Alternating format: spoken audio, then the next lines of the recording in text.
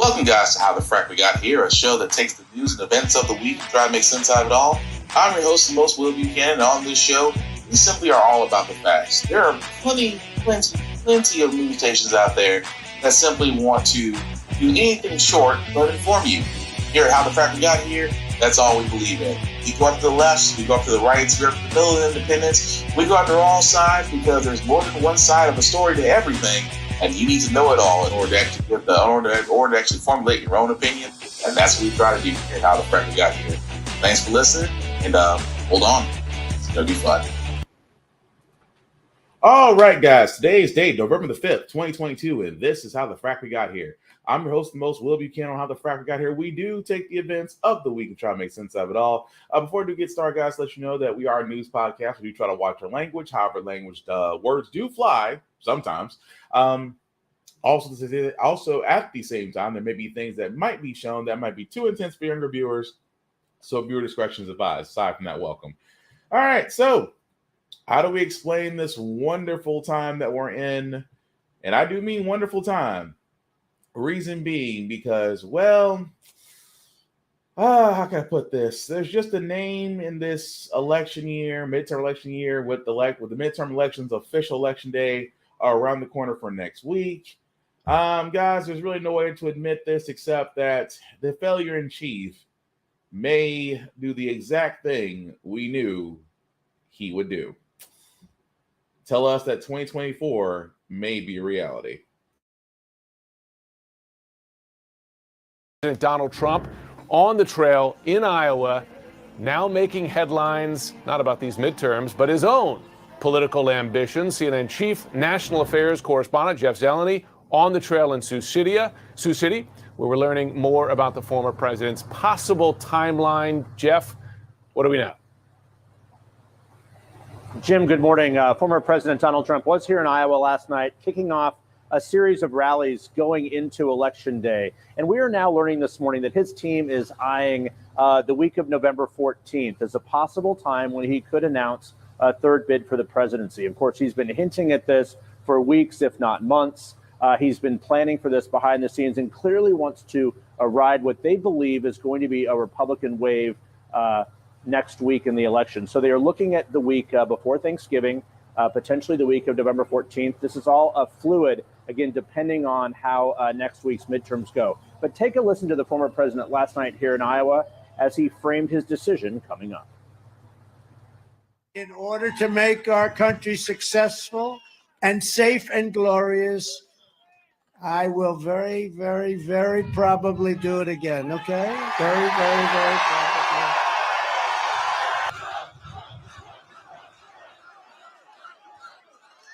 Oh, that's nice. Well, get ready. That's all I'm telling you very soon. Get ready. Get ready.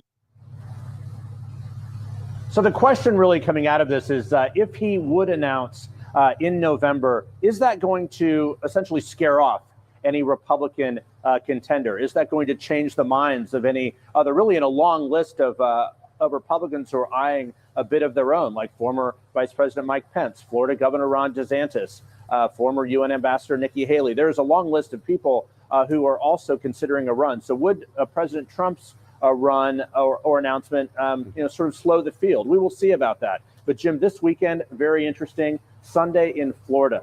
The former president is hosting a rally in Miami. Not invited was Florida Governor Ron DeSantis. He's hosting a competing rally in the Tampa Bay St. Pete area. So the dynamic between those two, certainly something to keep an eye on. But mark your calendar potentially for the week of November 14th. Okay, so yes, unfortunately, Mr. Failure in Chief has said, why not give it a go? So yes, there's a possibility that very soon,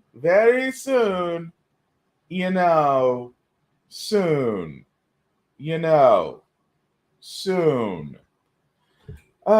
there's no way to explain this headache except that Trump actually running in 2024 is nothing that we didn't already know is going to happen, because he still has this cult-like group out there, I'm trying my hardest. I'm trying to judge folks, not trying to judge folks who vote for Trump, because I've said it many a times on this podcast. The only people that vote for Trump are the rich, the corporations, and those who have made money during his tenure as president, which seem to be the only people in those categories. Everyone else suffered. Taxes were cut on the rich. Meanwhile, benefits and tax cuts were taken from the middle and lower classes. He added more to the national deficit than the last two presidents combined in one setting. If we know one thing that the failure in chief is good for, it's for outdoing everybody with the lowest bar humanly possible in the most negative fashion.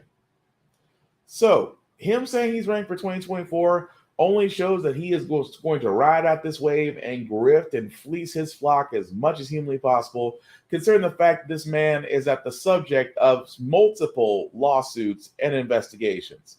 So, unless something happens, because his lawyers, which again, if you're one of Trump's lawyers, it must be Christmas in July for the billable hours that his lawyers are running through, using every legal precedent, every judge they can get to slap an injunction or a delay or a stay, no matter how many times they keep kicking the can down the road. Now, for all those that are wondering, even if he does announce his candidacy for 2024, it doesn't halt anything. It doesn't. January 6th Commission is still going to investigate him via the Ways and Means Committee and the January 6th Commission, as well as the House Committee of the Ways and Means, are still going to investigate him. The New York Attorney General, Tisha Wright, still has her case against his holdings in the Trump Organization, which, by the way, the COO of Trump Organization did plead guilty to fraud. At the same time, let's not forget he is still in a sexual harassment suit. At the same time, let's not forget that he is still emboldened with the FBI over documents he took from the White House that he was no longer cleared to have. And that's just the tip of the iceberg. So for him to sit there and say that he's running for 2024 is merely keeping his flock engaged. Because that's what a cult leader is supposed to do. Keep them engaged, they'll keep buying, and yet somehow through all these PACs that are, and keep in mind, PACs are keeping Trump alive.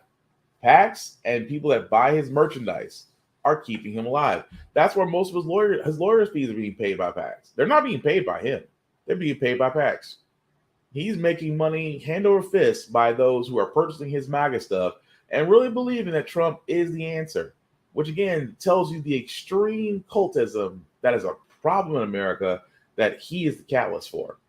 But again, 2 years away, who knows? Because right now, we're a little bit more concerned about what's going to happen next week. But also, with that being said, guys, I did want to cover the story as well because, again, from Trump's lawsuit from Trump facing a lawsuit from the New York Attorney General, they did grant an independent monitor to oversee Trump's financial transactions. What does that mean? That basically means that an independent monitor, basically an auditor, is now over Trump and his multiple assets, which means that he can no longer transfer things without written approval of said monitor. Now, usually in cases like this, that usually means that it's an ongoing procedure as they're still investigating. Although Letitia James had went ahead and filed charges, believing that she has enough evidence to go ahead and move forward with a court case. But the monitor is put in place so that way, before a court case is said to happen, Trump and his family cannot actually move anything around in order to protect themselves. So that's going to be interesting where that comes from. Now that he has to answer to somebody about his assets, which I think is kind of interesting because the last person that answered to him about his assets wound up in jail. But moving right along, guys, I did want to cover the next story because, like I said, with early voting ending, we are moving forward with the elections. Election day is next week. And of course, Democrats and Republicans are out in full force. Democrats losing control of Congress. President Biden tonight with this warning if Republicans win. We're often not faced with questions of whether the vote we cast will preserve democracy or put us at risk. But this year we are. Former President Obama reinforcing that argument while campaigning for vulnerable Democratic Senator Catherine Cortez Masto in Nevada. But Republicans like Masto's opponent Adam Laxalt are focusing on the economy and rising crime. Now, of course, she's doing her election year turnaround and trying to pretend that she supports the police. But I can tell you, when you talk to cops in Nevada, they're not buying it. Another competitive Senate race, Ohio. Democrat Tim Ryan on defense over inflation. A voter asking, is green energy spending in what Democrats dub the Inflation Reduction Act actually lowering prices? In the short term, no. I think when it comes to inflation, we need a tax cut. We need to put money in people's pockets. Republican J.D. Vance, who questioned the 2020 results, was pressed if he'll accept the outcome next week.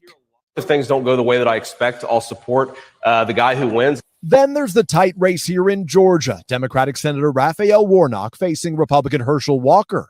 Democrat Nicole Davis, the owner of a printing business and mother of three, telling us she's backing Warnock. In your eyes, what's on the ballot next week? On the ballot, to be honest, my family, my future, my business. She benefited from President Biden's student loan forgiveness and trusts Democrats on abortion rights.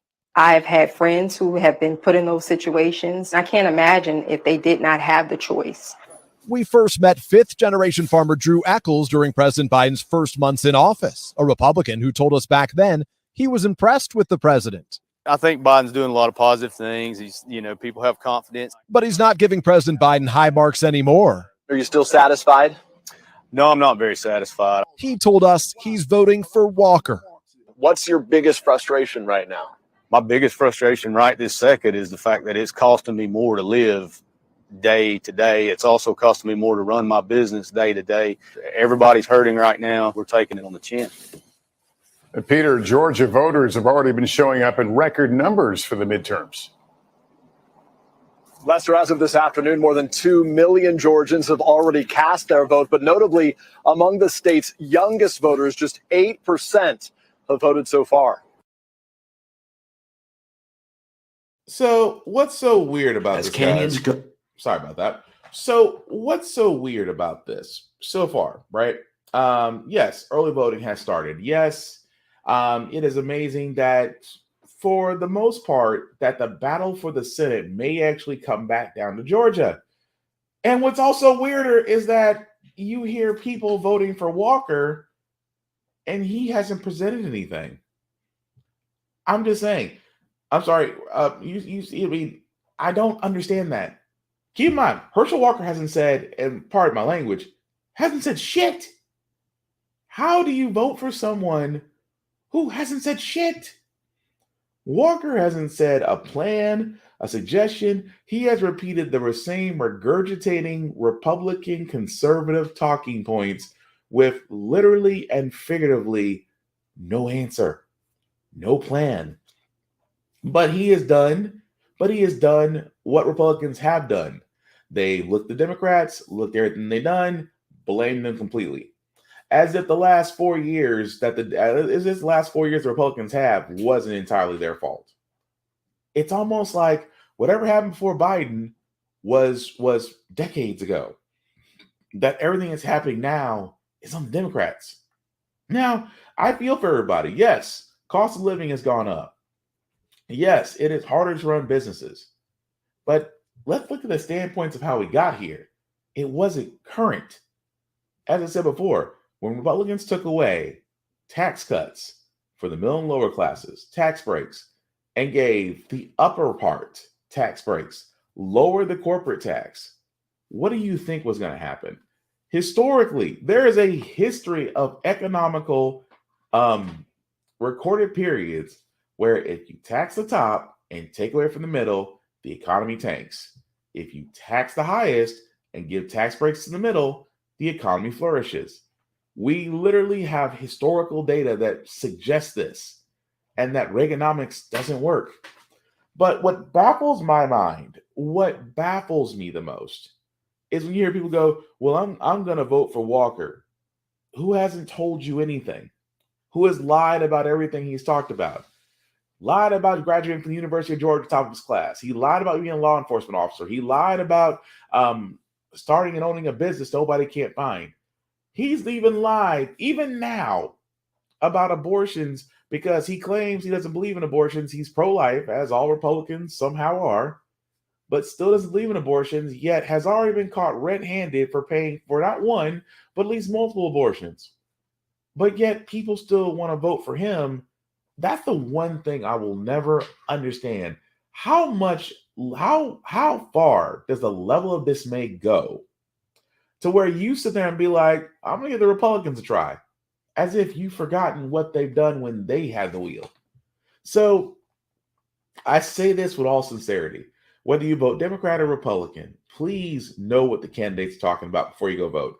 If they align with your views, hey, vote for them. I want everybody to vote. That is our right that so many people have fought and died for, that we need to still be as American citizens and do our civic duty. I will never argue that. But at the same time, I have to question, because the Democrats, keep in mind, Democrats didn't have a winning season.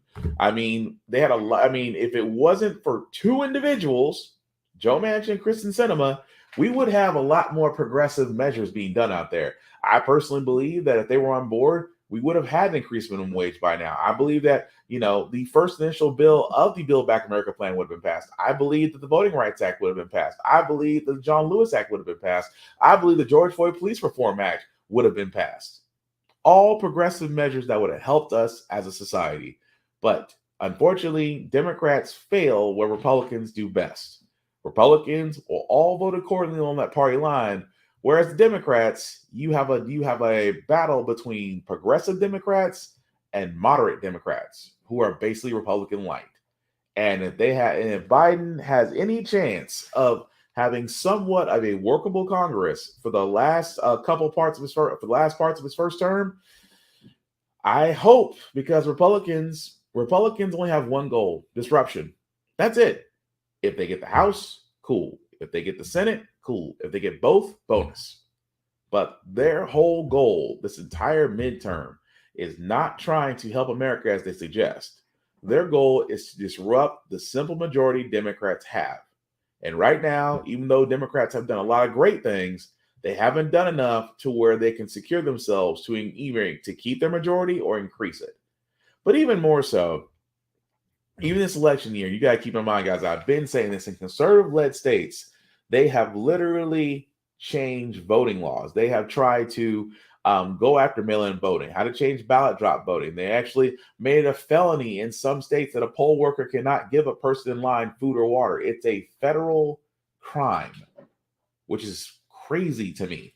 But even more so, these are the same group of Republicans, which are the only political party that's screaming about the election, because there's still some people out there believe the election was stolen, which is completely asinine.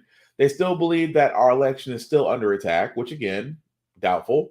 Even more so that some election poll workers, who, again, two of them were named by Trump in a court case, who had death threats upon them. So now, what's the status of our poll workers?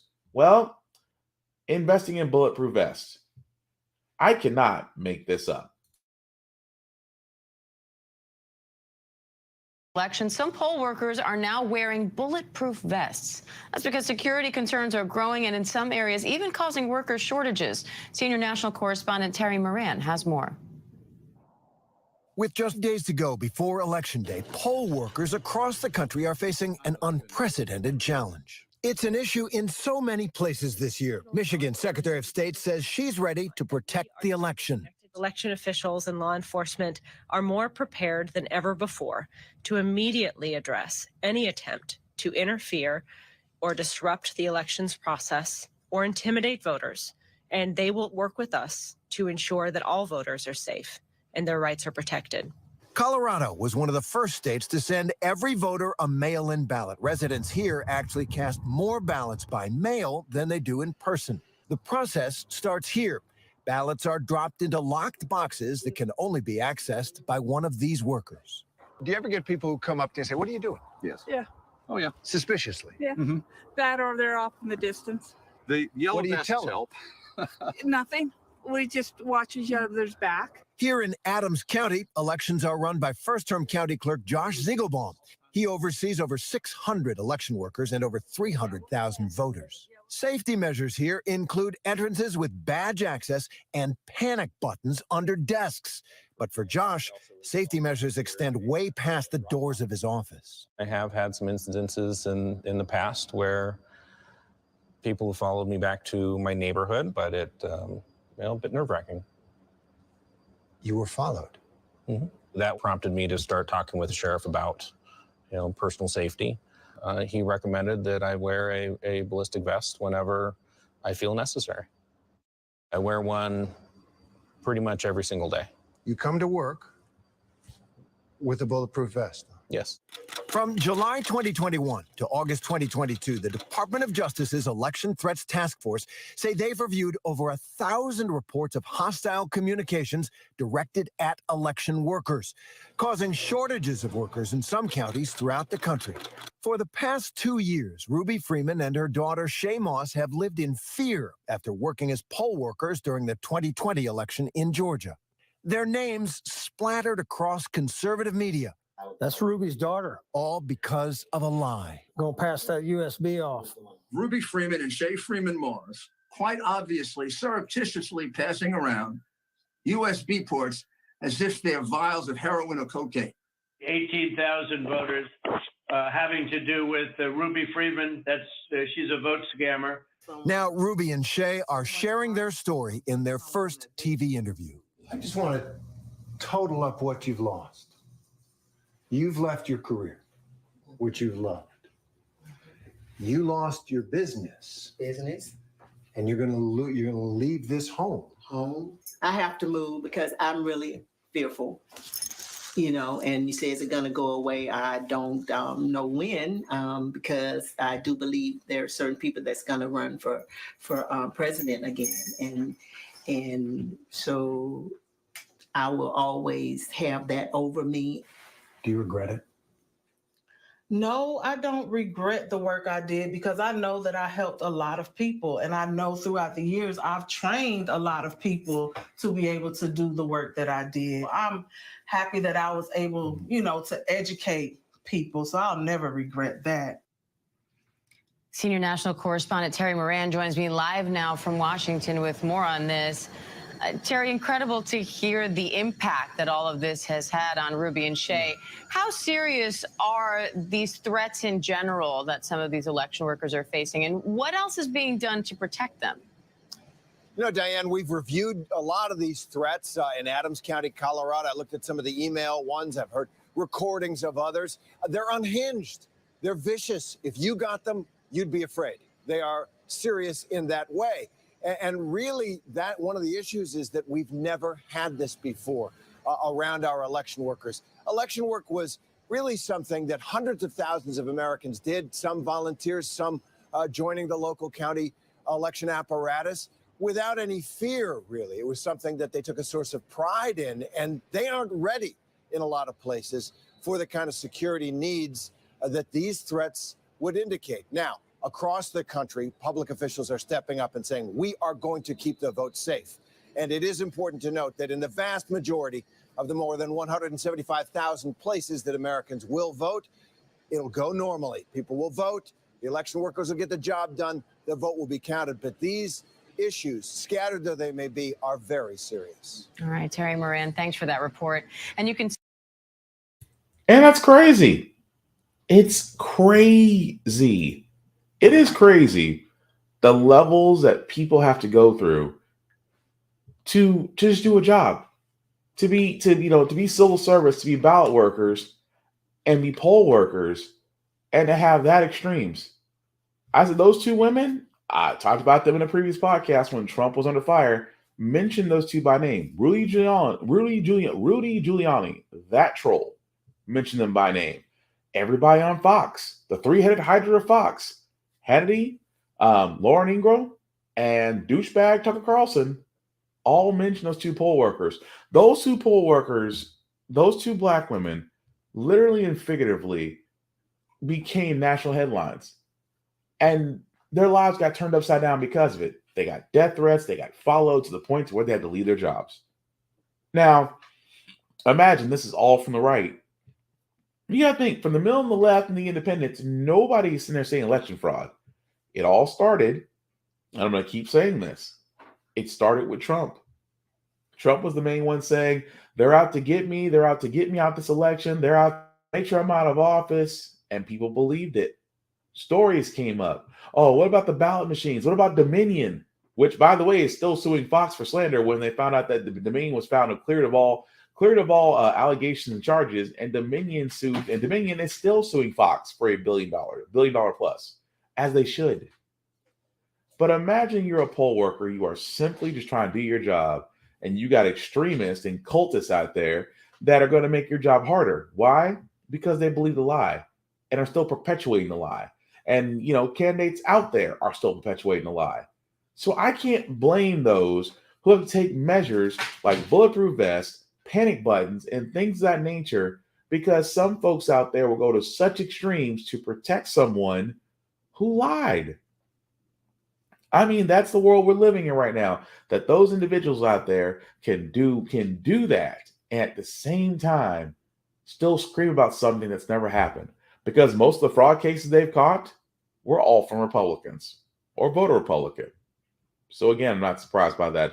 Even more so, going back into live about the election deniers, which there are quite a few of them out there, especially in Arizona.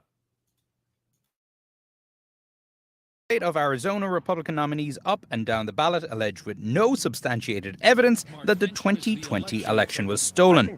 Take, for example, Carrie Lake, the Republican nominee for governor. Anybody who was involved in that corrupt, shady, shoddy election of 2020, lock them up.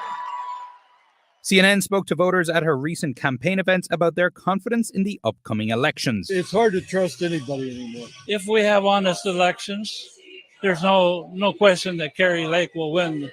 We asked Maricopa County Board of Supervisors Chairman Bill Gates, who happens to be a Republican, to address their concerns. I think I'd want to ask them about the extent that they can verify that ballots that were mailed out are actually filled out by the people they were intended for and returned by them, and not filled out by anybody else. On the envelope itself, they fill out an affidavit and they sign an affidavit that indicates that it was them. And then if that signature doesn't match the signature that we have in our voter registration records, then we will call them up and try and confirm, did they actually do this? And I think there's some election officials who have gone through FBI type training to look at signatures and to compare them, right? Yes, absolutely. So many eyeballs are looking at this. Do we have people who are trustworthy, who have gone through thorough background checks that we can put in securely, knowing that our elections, both sides, can have a fair chance at winning fairly? Some of them, it may be their first election, but a lot of them, we have a track record knowing that these people are trustworthy. We have representatives of the Democrat and Republican Party working together. So even if you do have, a sort of rogue actor, there's so many people watching them. We even do have the live stream cameras. There's so many checks and balances in our system that people just aren't aware of, because we've never had to go out and articulate that to people, because people have accepted, for the most part, the results of elections. Got to get rid of those machines and go to paper ballots counted by the precinct committee men. People vote on paper, but we do use a tabulation machine. And again, we've used those for decades. We know that those machines have been audited over and over again. We've shown time and time again by many experts that our machines are not connected to the internet in any way. And here's the reality. The machines themselves do a more accurate job of counting votes than humans do. When the count is over, when the machine count is over, we do a hand count audit to confirm that the machines are operating properly. Just to be honest, do a job for the state and your party. Don't make it personal. I agree with him. And so I am a Republican. But having said that, this is a nonpartisan role that we have. The references made to being personal, I think all this has gotten horribly personal. And the personal insults that are hurled back and forth are not good for our democratic republic. But further than that, it's not good for our civilization, for our culture. That's why this is so important. And he's right. He's right. It amazes me that when you heard the voters there, well, we shouldn't trust machines. They're connected to the internet. Again, that's a lie. No voting machines are connected to the internet. There's a reason. They're air gapped. For all those who know what air gap mean, air gap machines mean that they do not have a connection to the internet whatsoever. The only way those voting machines can be accessed will have to be literally in the room with them. That's all that it means. This whole thing about Russians are trying to hack our systems, they can't. Election machines are not connected to the internet. Well, I think, well, we should go back to hand counting. Number one, if you have well over 300,000 people voting and you're going to hand count every one of those votes, it's going to take a while. Whereas a machine could do it in half the time. A machine that is consistently being tested and audited, as the commissioner just said, I would trust that. Even more so, as an added layer of security, you go back and hand count just to make sure the machine's totals and your totals add up. Sounds like a solid plan of counting votes to me. But that's the thing I just don't understand. It's just that a lot of people sit there and be like, well, we don't need to make this personal. Who made it personal? That's the thing I always want to point out. Who made it personal? Certainly not Democrats. Obama, when he was running, didn't make it personal. Hillary, when she was trying to run to be the first woman president, first Madam President, she didn't make it personal. John McCain didn't make it personal. Mitt Romney didn't make it personal. Bush 1.0 and 2.0 didn't make it personal. Al Gore didn't make it personal. So where is this all coming from? One individual. Who? Mr. Failure in Chief himself. They're going to screw me out the election. I know it. You know it. That's why we have to fight. That's why he was there on January 6th. We got to stop the steal. And who was all repeating it? Every Republican that joined the Failure in Chief's train at the same time ran with the votes. It is amazing that if you follow this path of extreme conservatism, if you follow the path, it always leads back to the same spot. It leads right back to where it all started, with a man who failed at many things in his life and was a failed president, and that same failed president is now crying foul. And it amazes me so many people believe him. Amazes me the level of people believe him. And that's all the more reason why, above all else, our elections have always been safe for the most part. They have been. And they've been clear and they've been concise. But you know what Republicans will never solve? Here's the thing I always found out was so funny. You know the one thing Republicans will never argue about? The fact that what happened between Gore and Florida when he went up against Bush 2.0. Amazingly how quiet Republicans are about that when that had some legitimate issues. But I digress. But switching gears from the political trail for a second, we knew this was coming with Elon Musk taking over Twitter. Twitter just Tuesday of this week sat there and told its employees, hey guys, nothing's changing. Nobody's quitting. No amounts of firing. Go about your lives. Let me tell you something in the corporate world. If you ever hear of a takeover or a change in the guard or an organizational change, go ahead and get your resumes ready. Your axe is coming. And in Twitter, for a multi-billion-dollar company that was just bought for $44 billion by Elon Musk, who is trying to monetize this and get back his investment because he is surely in debt, well, what did you think he did in his first week?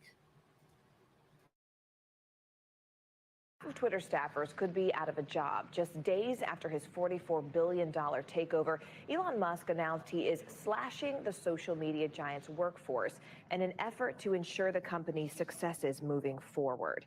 NBC News technology correspondent Jake Ward joins us now from San Francisco. Jake, look, half of the staffers, what does that really mean? How many people are we talking about? What does that look like numerically? And why does Musk think this is the right approach to help the business?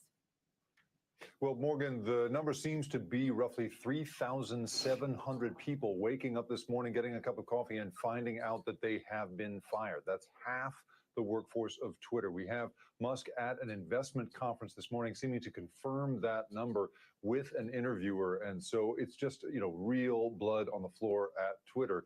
At the same time, we are also seeing a huge amount of just despair among Twitter employees, who speaking out on the platform they have just been fired from, just so concerned about sort of the future of this platform, which, as you know, is this, huge platform for political speech, all sorts of communications.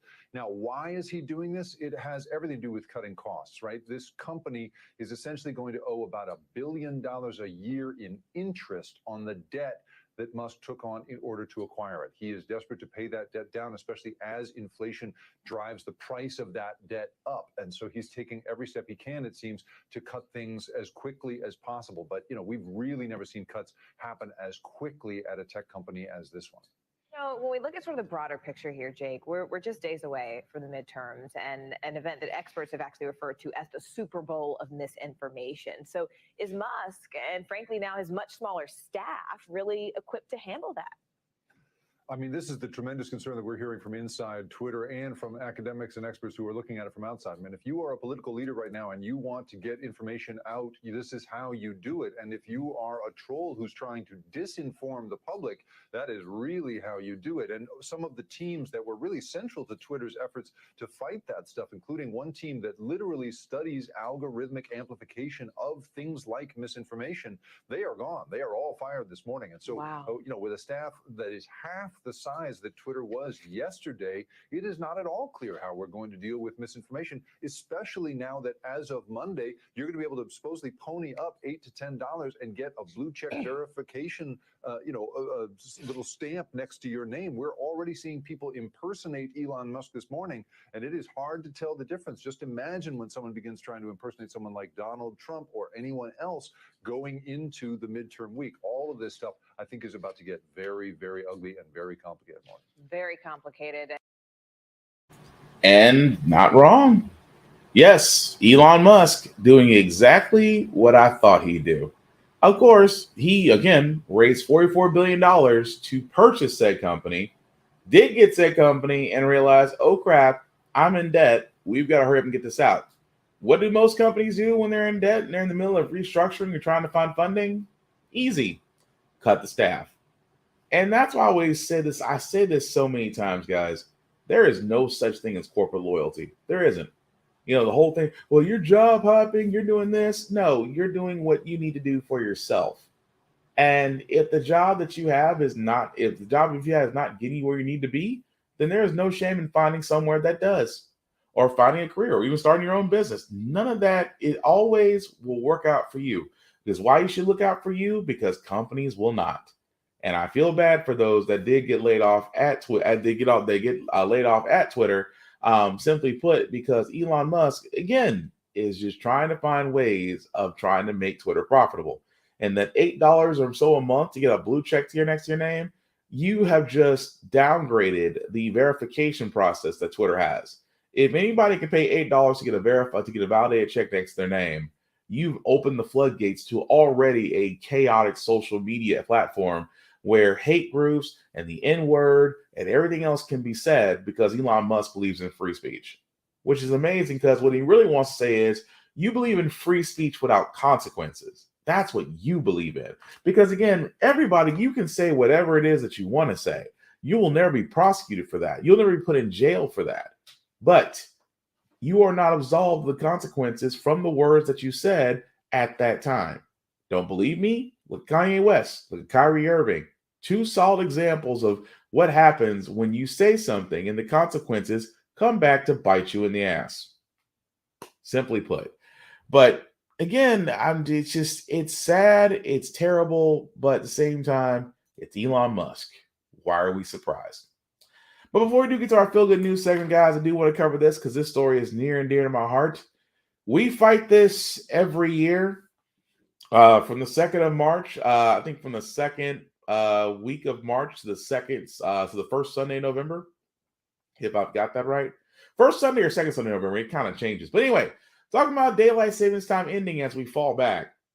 And for one, I've never understood why we still keep up with daylight savings time Why can't we be like Hawaii and most of Arizona? Just stick to standard time, which means we never set our clocks forward.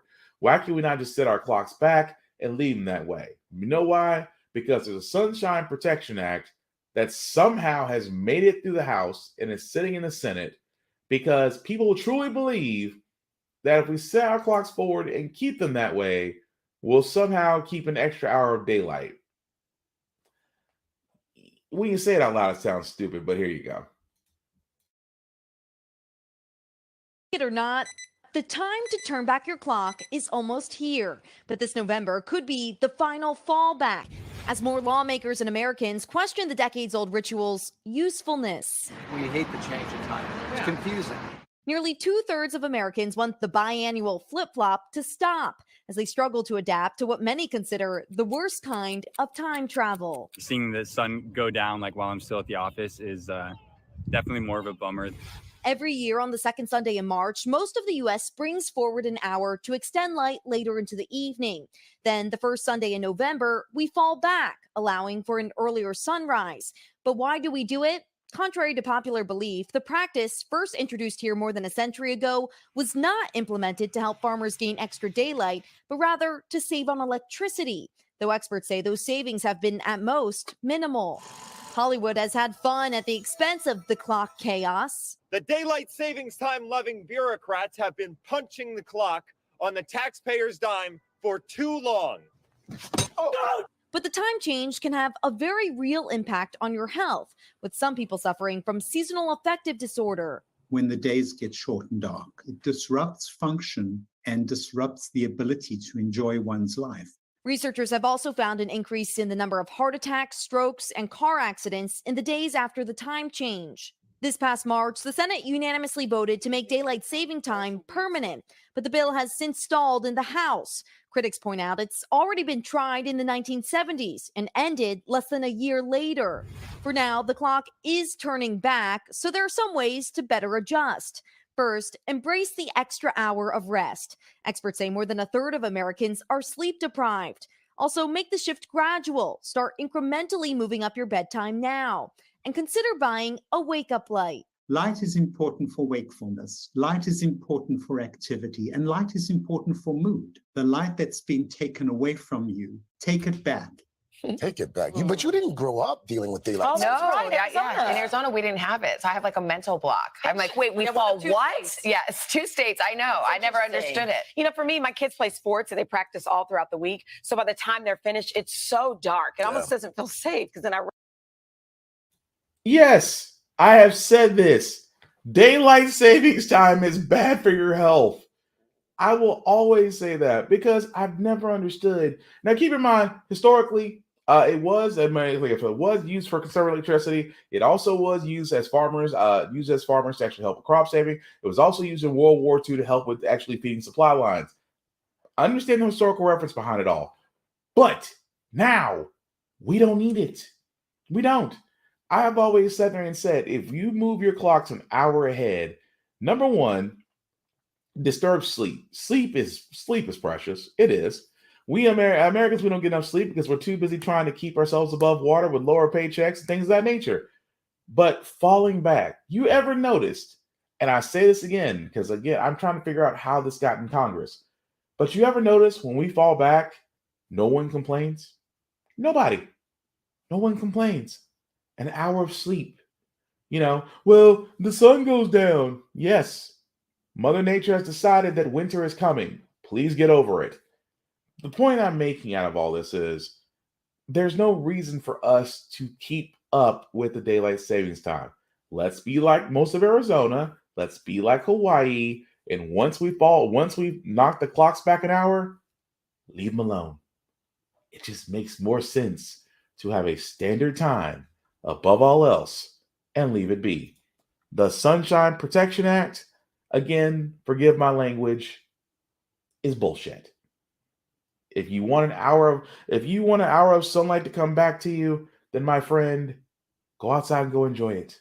Aside from that, leave me alone because number one, I am not an early riser anyway. I am definitely not a morning person. And if you take away an hour of sleep, you better have either a great breakfast or a Red Bull waiting for me. because I may have violent tendencies in my head because I got woke up when I didn't want to get woken up. Fair warning. But moving right on, guys, to our feel good segment, because usually how the Frack guy here, we do cover a lot of things that are doom and gloom. Sometimes we can use faith in humanity, but hey, it's the weekend. Hopefully, you guys will enjoy falling back late Saturday night, early Sunday morning. But we do want to leave you guys out some good vibes, and I'm hoping to do this with this because I did not know, as I did post this on the midweek review on Wednesday, about an all women's black golfing club. And again, this story just needs to be shared. I just think it's honestly awesome. If it does it. There we go. It's a community formed out on the fairways. It's another opportunity to strengthen sisterhood. The Wake Robin Golf Club is the oldest in the nation for black women. Formed in Washington, D.C. in 1937, when courses were still racially segregated. The club was needed because there wasn't a place for black women to play golf. It's 2022. Why do you think it's important to have an all black women golf club? Because we're still missing. Paulette Savoy has been a member since 1985. It's good to be able to sit down with people that are in the struggle with you and known what you've gone through. Young women that you connect with through this club, what are you hoping they take away? I just hope they take away confidence when they're in business and business is being conducted on the golf course. They can get right in there, and hold their own. The club provides stipends for players in need and gives out scholarships to students like Kendall Jackson, a junior member who hopes to turn pro. I'm so grateful for their company, being able to learn from them, talk with them, share their experiences about what it's like being a black woman in golf. Stronger on and off the green. Yes, good job. For generations to come. We hope that our presence will inspire that young black girl that, hey, you can be out here too. You can do this. Yamiche Sendor and I just thought that was pretty cool because, like I said, golf is honestly one of those sports that does not have a lot of representation. Don't get me wrong. Vijay Singh, Tiger Woods, and I want to say one more. Just the name escapes me at the moment. But like I said, not a lot of representation there, especially on the LGPTA. Yes, it's a golf course for parent teachers organization. I meant to say the LPGA, the Women's Professional Golf League Association. I do hope to see it. I would love to see a Serena and Venus Williams of golf. I really would. I would also like to see more black people doing golf. I would do it, but my swing is a whole other story. Anyway, I'll get back to that. But that's going to do it for this podcast, guys. I do thank you all for watching, for liking, for letting people know this is live. I certainly appreciate that. Before I do get out of here, some shameless plugging as usual. Shout out to my buddy Vaughn at BigVZA on all socials. Definitely check him out. His TikToks, his music. He is back to beats. Definitely give him a look, a see, a follow at BigVZA on all socials. As for me, guys, you can find me as well on all socials under BlackBox447. I usually post everything that I watch, play. I cannot wait for God of War Ragnarok. It's going to be so much fun. And I also do gym stuff because I do a couple push-ups. At the same time, guys, I cannot stress this enough. My hope for the end of 2022 going into 2023 is that there needs to be unity. I do hope that my people, especially black people, that we can come together. We can change the culture. We can unify. We can be a part of all one same message. It is doable. It's not impossible, but it's doable. But I do believe, hopefully, starting from now into 2023 and moving forward, we can do just that. At the same time, check on your loved ones. Check on your friends. You never know what anybody's going through. Mainly give them a hi or hello. May do a lot more than just, let them know you think about them. You may save life in the process. And at the same time, just be kind. The world can use more of that. Before I get out of here, guys, the link at the bottom, let me make that just a wee bit bigger. If you copy and paste that into your browser, we'll take you to my link tree. That's the YouTube and Facebook groups for all of my podcasts, How the Frack Got Here, Get Bit, and of course, the Off Funds Podcast. Definitely like, share, subscribe. Let me know. Do you like it? Don't like it? I want to know either way. Beyond that, guys, please be careful when you're out there and about. I know there's still some areas where you're still in a pandemic. Coronavirus and its many variants are still out there. Please wear a mask if you're going to be in high traffic areas or if you're traveling. Just by protecting yourselves, you may protect others. And if you feel the least bit sick, Please stay home. We need to be more vigilant. That is how we're going to beat this pandemic, to the point to where we no longer have to live with it. It will become a thing of the past if we all do what is needed to be done. That's all I'm saying. The last thing I'll say about how the Frack we got here, guys, is all about, simply put, informing you, giving you all the information so that you can, so I'll give you all the information so you can make up your own mind. But we do provide a logical perspective that goes along with it. We do better as a society once we're informed. We're progressive. We move forward. We try to right the wrongs of our past by making decisions now that we should have done back then, like electing our first Black woman to the Supreme Court, electing our first Black woman to the Federal Board of Governors, electing our first Black 4-star military general in the armed forces. All great things. But when we don't learn from history, we are doomed to repeat it. That's why we keep asking ourselves, why does everything go up but your paycheck? Why are we electing different politicians but still the same old game in Congress? And most importantly, how the frack we got here.